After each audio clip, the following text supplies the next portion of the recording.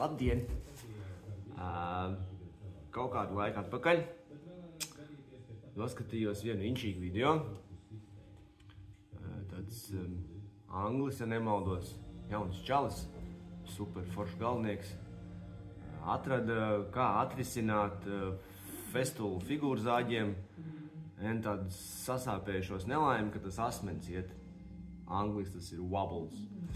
Nu, pa labi, pa kreisi un neiet tā smuki taisni. Nu, vienkārši, kad ieslēdz zāģīt, viņš tur tā vibrē. Un man nekad nebūtu ienācis prātā kaut kur tur līst iekšā, jo man likās, nu, ja jau festulam tā ir, tad jau pa lielam visiem tā ir. Nu, lūk, un tad tas stāsta īsā versijas, noskatījos, kā viņš tur to visu bišķiņu piedarīja, lai ir forši.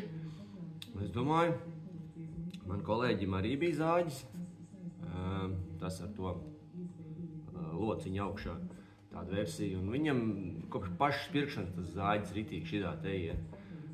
Es viņam teicu, ka jāved uz garantiju, jo viss ir garantija, viss ir kārtībā, un pirkts ir pie dīlera, un viss ir forši, un viņš kaut kā atlika, un tā ir pagājuši jau 3 gadu, un garantija ir beigusies, un viņš tā kā sadusmojies pavisam, kad bez jārā tas zāģis iet tā kā pendeli, un moško ir kaut ko sataisīt. Un aizved, un viņam pasaka, ka remonts maksās 200 eiro.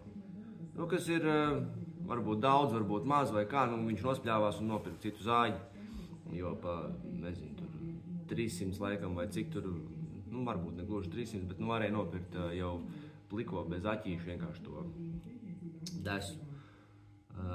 Nu lūk, un tad pēc kaut kāda laika es skatos to čali, viņš rāda, kā viņš to jautājumu ir atrisinājis. Man jānāc prātā, varbūt paņemt to viņa zāģi un arī pamēģināt kaut ko līdzīgi izdarīt. Un tagad es gribu atvērt vaļā to čakarīti un paskatīties. Es jau viņu atvēru. Es izņēmu ārā detaļu to un pasūtīju to, ko man vajag. Tur tāda inčīga štēla tūlīt, es parādīšu tuvāk. Nu, lūk, tad īsāk sakot, šis ir mūsu pacients, kuram mums ir tā, te parastās krustiņas skrūvis. Atskrūvēšu tūlīt skrūvis un parādīšu, kas lācītim vēderā ir. Tur, runājot par to garantijas remontu, tas ir gaužām vienkārši. Tur, kā jau kurā normālā garantijā, jums, protams, liksies, ka 200 eiro ir daudz, bet viņi jau nečakarējās. Viņi vienkārši paņem un nomaina visu pēc kārtas, kas tur ir vajadzīgs.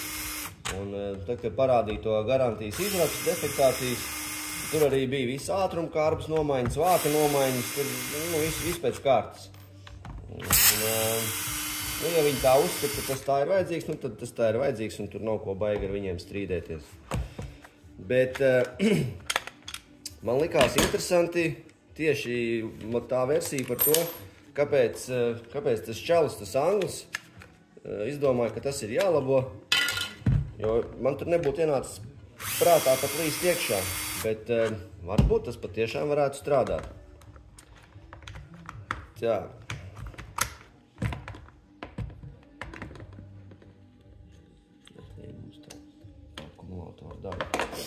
Nu, lūk, es jau esmu izņēmis viņu ārā. Stāsts ir sekojošs. Šī ir tā ātrumkārba.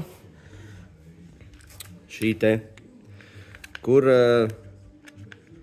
viss tā maģija notiek. Kāpēc tas nenāk man ārā? Nu, labi, lai nenāk. Un šeit priekšā, slikti varbūt redzamība, bet ideja ir sekojoša, kad ir tāda maza štiftīte. Tāda, kur ir galā, nezinu, tāda tā kā lodīte iepresēta. Viņa dzīvo iekšā šeit, šajā te bedrītē. Te. Un, ko viņa dara? Viņa vienkārši ir iespiesta plasmasas korpusā, un tad, kad šis te pendeles mehānisms kustās, viņa neļauj viņam iet šitā te. Un ko tas anglis izdarīja? Viņš viņu izrāva ārā, tāpat kā es. Un, kur ir caurumiņš. Priekšā. Un viņš pasūtīja detaļas. Kaut ko stipri līdzīgu. Es arī Amazonē atstāju saiti, kur var to pasūtīt, bet Amazonē tas bija dārgi. Es nekur nesteidzos un es pasūtīju alītī. Man no Alīša atnācot šitāds te mums huaņ. M4 12 mm garumā. Nu, es nesūtīju vienu, man bija kauns. Šīs te 20 maksāja krietni lētāk kā 5 salītī vai 1 alītī, es nezinu. Bet kam tur būtu jābūt? Kas ir tā atšķirība starp šito te mazo sūdiņu? Viņam ir ieprasēti viņus cieto. Šeit arī iekšā ir bumbiņa, bet viņai būtu jābūt uz atsperīti. Jā, un es varu ar nāgu iespiest, viņi kustās.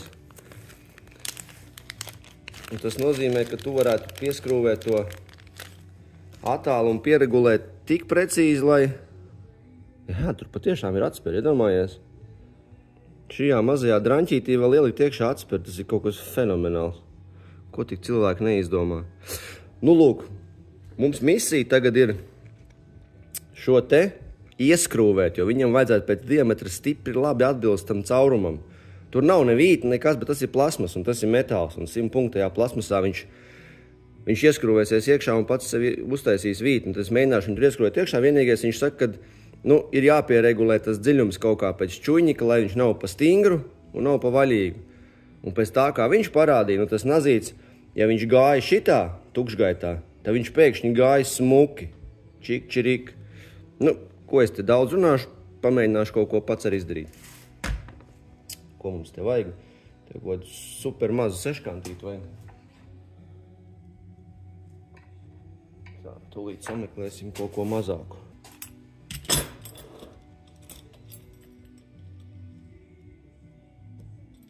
Šis būs īstais. Es, protams, ja šo visu publicēšu, tad, ja jūs to skatāties, tad es mēģināšu arī droši vien to saiti atstāt apakšā aprakstā un varēsiet paši noskatīties, kā to dara čuvaks, kas to ir izdomājis. Nevis kaut kāds pampāļu galvnieks.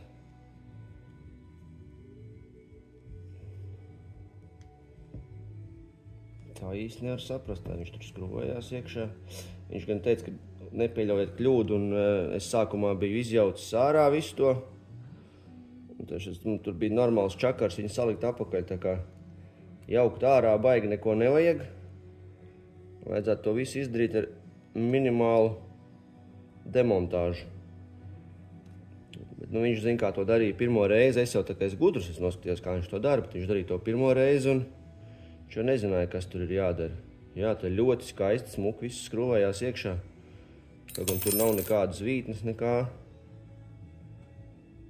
Bet es uz to pendeli pagaidām nekādu spiedienu nesajūtu. Laikam bišķi sāk kust. Jā.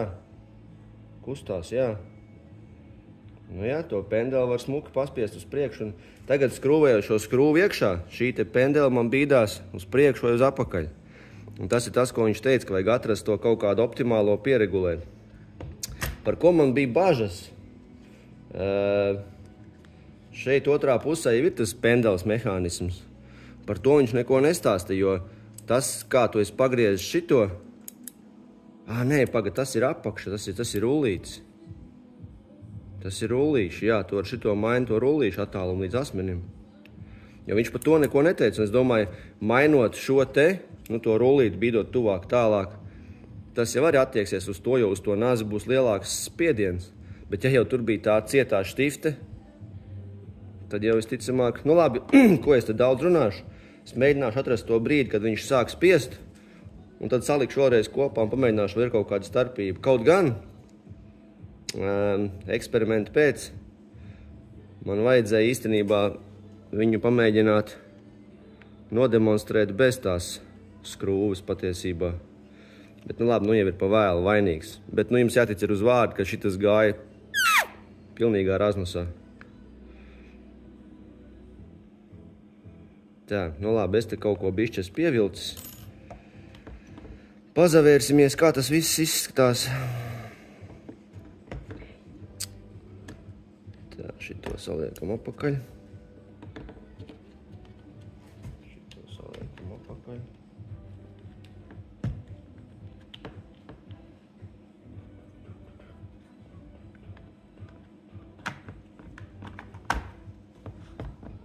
Sametīsim uz pāris skrūvēm un pamēģināsim, kas no tā visa sanācis.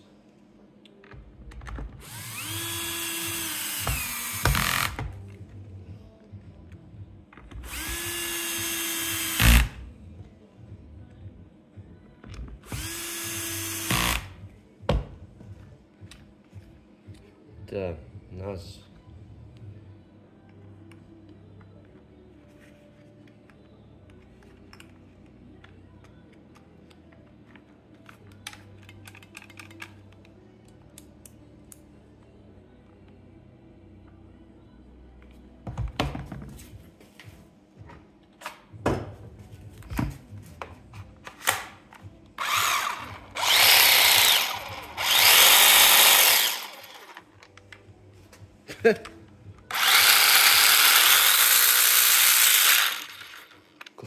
Klausies, kaut kāds apbrīnojami neticams pasākums.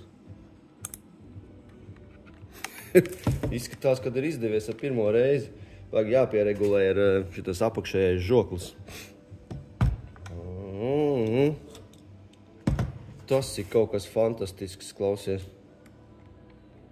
Tiešām tik vienkārši tā nelaime būs. Tā.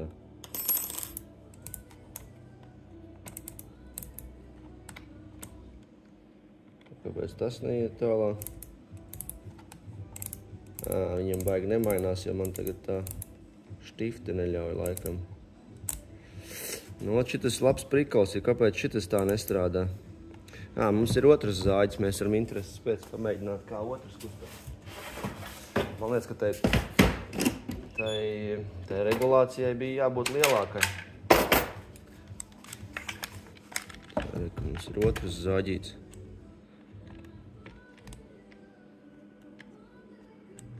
Te arī baigi nekas nemainās. Labi, atlaidīsim arī šito vaļā. Te ir brīvkustība. Jā, te arī, zinu, baigi nekas nemainās. Katrā ziņā jāliek ir uz pirmo. Vai kas tā ir nulīt. Uz nulīt laikam bija jāliek, jā, uz nulīt, un tad bija jāvelk klāt. Un festuļu čaļi jau zinās.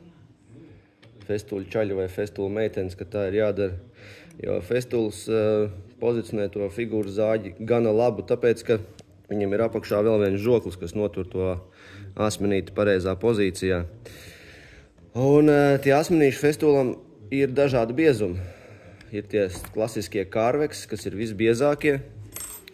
Tad ir šitie fine cut, ar kuriem var griezt tā kā sviestu visu, ļoti, ļoti forši, un tas biezums jūtam mainās. Redz, kur ir Carvex nazīts, nu viņš ir, varu pateikt tā, ka jaunās festuļu ripas ir 1,8 mm biezas, kas ir ļoti labs plāns biezums, un tad, kad tu esi aizāģējis, piemēram, virtuves virsmā, plīts virsmu vai izlietnes virsmu ar 1,8 mm ripu, šis te Carvex nazis nemaz neiet iekšā, viņš sprūst, viņš ir resnāks par zāģa ripu, un savukārt šis te fine cut ir krietni plānāks, un tāpēc šis te žoklīts katru reizi ir jāpieregulē. Šitā pendeli ir jāpagriež uz nulīti, jāpieregulē tā, lai šitie žokļi viņi saspiež to nazīti, un pēc tam drusku jāpagriež apakaļ. Tā, bet tad mēs daram to pašu arī ar šo instrumentu. Arī šeit pagriežam, mums tagad žokļi ir pilnīgi vaļā. Pievelkam viņus apakaļ klāt. Tā, lai viņš viņus piespiež un pēc tam vaļā. Un viss. Operācija ir galā.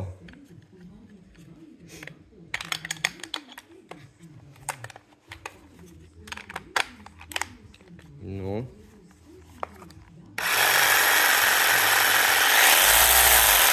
Un tas nazīts iet super taisni. Kas te ir tukša baterija? Tiešām tukša baterija. Es esmu sodīts. Kas tā pa neraga? Tas jāliek lādē. Tā, šitā ir labi. Nu, lūk.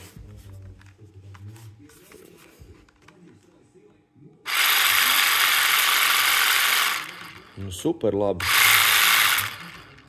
Jūs iedomājaties? Man liekas, ka bija kaut kādi 3 eiro rastīti par 20 šādiem remontiem. Un viss.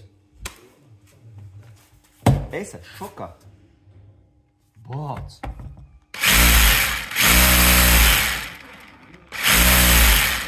Nezinu, varbūt, ka viņi var vēl bišķiņu. Bet viņš iet... Cūsī, viņš teica.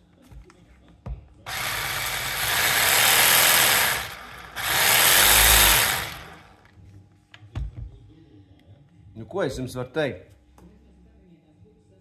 Ja tiešām kādam, es nezinu, vai tā ir, vēl ir otra lieta, nu, es domāju, ka pat ja mēs to izskatām kā, nu, labi, šis, teiksim, bija gadījums, kad varbūt kaut kāds tehnisks brāķis ir, un, nu, gadās, nu, kurai kompānija negadās, ne jau tāpēc festivals ir uzreiz slikts. Šis bija brāķis kā tāds, bet, nu, ja jums ir šāds te instruments, un jums liekas, ka jums ar tā kustība ir drusku, nu, varbūt patiešām jums ir vērts nopirkt tādu vienu štrumtiņu, varbūt kaut kādā, nezinu, vurtā mošku tādas var nopirkt, nu, kādā tehniskā bodē. M4, 12 mm garumā, ar ieprasētu bumbiņu uz atsperes. Un, nu, samaini pret šito cieto draņķi. Viņš vienkārši ar knīpstangām izvalkās ārā, viņš nav nekādīgi ieprasēts no plasmasas. Viss notiek. Es davu šoki. Nu ko, maziņš padoms, ar kur gribēju padalīties. Paldies, ka skatījies. Možda tiksimies vēl kādreizīt.